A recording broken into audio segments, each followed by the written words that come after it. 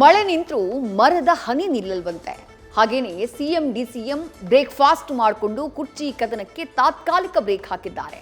But ಅವರ ಬೆಂಬಲಿಗರು brother and sons ಮಾತ್ರ ಗದ್ದುಗೆಯ ಬಗ್ಗೆ ಮಾತನಾಡುವುದನ್ನು ನಿಲ್ಲಿಸಿಲ್ಲ.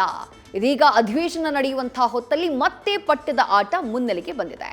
ಡಿಕೆ ಬ್ರದರ್ ಸಿಎಂ ಸನ್ ಪವರ್ ಶೇರಿಂಗ್ ಬಾಂಬ್ನ ಮತ್ತೆ ಬ್ಲಾಸ್ಟ್ ಮಾಡಿದ್ದಾರೆ.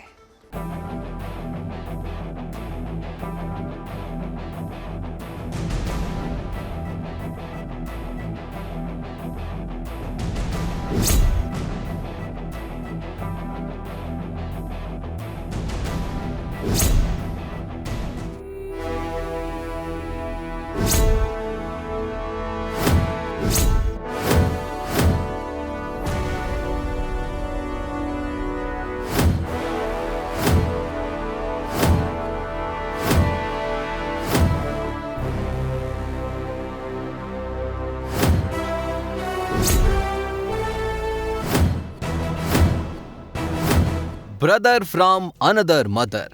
ಹಾಗಂತ ಒಂದು ಕುರ್ಚಿ ಮೇಲೆ ಇಬ್ರು ಕೂರೋಕಾಗುತ್ತಾ? ನೋ ವೇ, ಚಾನ್ಸೇ ಇಲ್ಲ. ಅದಕ್ಕಾಗಿಯೇ ಸಿಎಂ ಡಿಸಿಎಂ ಮಧ್ಯೆ ಕದನ ನಡೀತಾ ಇದೆ. ಆದರೆ ಬ್ರೇಕ್ಫಾಸ್ಟ್ ಮೀಟ್ ಇಬ್ಬರ ನಡುವಿನ ಸಮರಕ್ಕೆ ಬ್ರೇಕ್ ಹಾಕಿದೆ. ಆದ್ರೂ ಡಿಕೆ ಬ್ರದರ್ ಅಂಡ್ ಸಿಎಂ ಸನ್ ಮತ್ತೆ ಪಟ್ಟದ ಪೈಪೋಟಿಗೆ ಮಸ್ತ್ ಟ್ವಿಸ್ಟ್ ಕೊಟ್ಟಿದ್ದಾರೆ.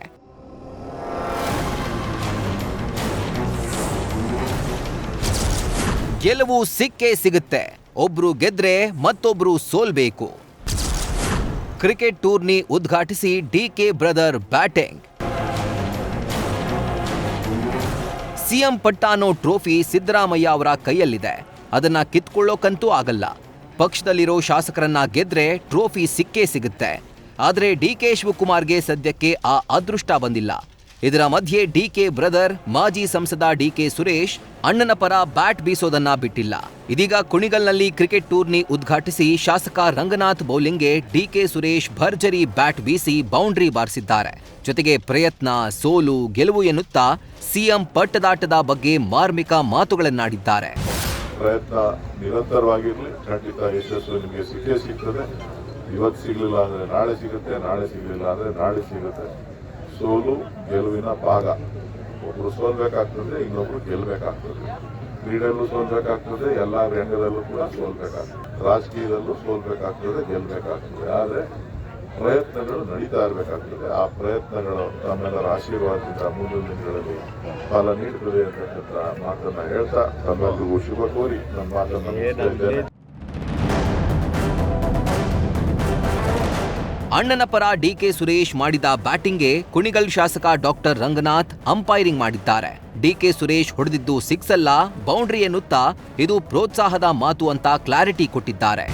ಹಠವನ್ನ ತೊಟ್ಟು ಗೆಲ್ಲೋ ಮುಖಾಂತರ ನೀವು ಸಮಾಜದಲ್ಲಿ ಉನ್ನತ ಸ್ಥಾನಕ್ಕೆ ಹೋಗಬೇಕು ಅನ್ನೋ ಒಂದು ಪ್ರಯತ್ನ, ಒಂದು ಮನಸ್ಥಿತಿ ಇರಬೇಕು ಅನ್ನೋದನ್ನ ನಮಗೆಲ್ಲ ತಿಳಿ ಹೇಳಿದಂಥ ಮಾತು.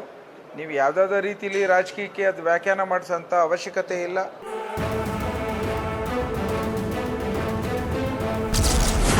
ಸಿದ್ದರಾಮಯ್ಯ ಅವರೇ ಪೂರ್ಣಾವಧಿ ಸಿಎಂ ಎಂದ ಯತೀಂದ್ರ.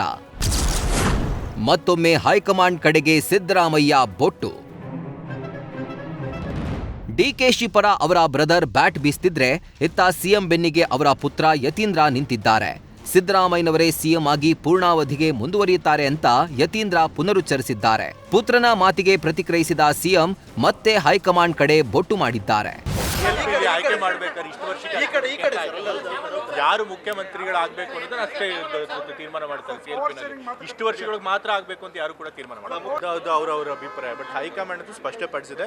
ಈಗ ಸದ್ಯಕ್ಕೆ ಲೀಡರ್ಶಿಪ್ ಬದಲಾವಣೆ ಪ್ರಶ್ನೆ ಇಲ್ಲ. ಯತೀಂದ್ರ ಅವರು ಹೇಳಿರುವಂತಹ 5 ವರ್ಷ ತಾವೇ ಸಿಎಂ ಆಗಿರ್ತೀರಿ ಅಂತ ಹೇಳಿ ಸರ್. ಯಾರು? ಯತೀಂದ್ರ ಅವರು ಹೇಳಿರುವಂತಹ ಹೈಕಮಾಂಡ್ ನಾವು ನೋಡಪ್ಪ, ಹೈಕಮಾಂಡ್ ಏನ್ ತೀರ್ಮಾನ ಮಾಡ್ತಾರೆ?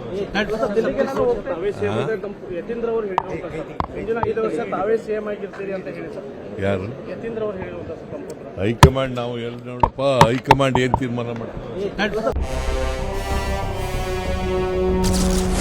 ಯತೀಂದ್ರಗೆ ಆಲ್ ದ ಬೆಸ್ಟ್ ಹೇಳಿದ ಗಣಿಗ ರವಿಕುಮಾರ್.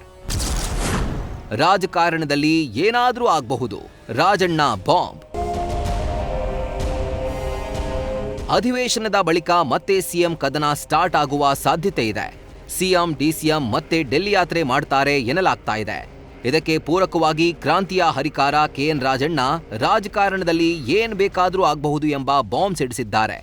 ಇತ್ತ ಯತೀಂದ್ರರ ಪೂರ್ಣಾವಧಿ ಮಾತಿಗೆ ಶಾಸಕ Ganiga Ravi all the best ಎನ್ನುತ್ತಾ ಟಾಂಗ್ ಕೊಟ್ಟಿದ್ದಾರೆ.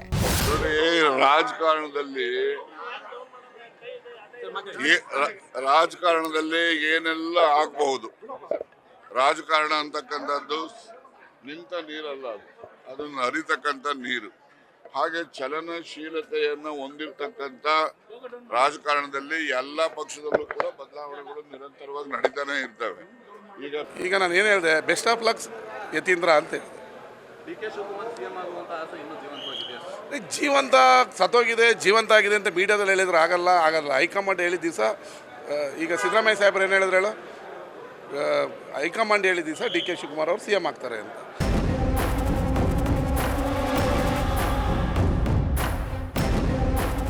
ಅಧಿವೇಶನದ ಹೊತ್ತಲ್ಲೂ ಕುರ್ಚಿ ಟಾಕ್ ಫೈಟ್ ನಿಂತಿಲ್ಲ. ಇನ್ನು ಚಳಿಗಾಲದ ಅಧಿವೇಶನ ಮುಗಿದ್ಮೇಲೆ ಮತ್ತೆ ಗದ್ದುಗೆ ಗುದ್ದಾಟದ ಬಿಸಿ ಹೆಚ್ಚೋದಂತೂ ಪಕ್ಕ. ಹರೀಶ್ ಜೊತೆ Shivaprasad, news first, Belagavi. News first ನಿರ್ಭೀತಿಯಿಂದ ನಿಮ್ಮ ಪರವಾಗಿ.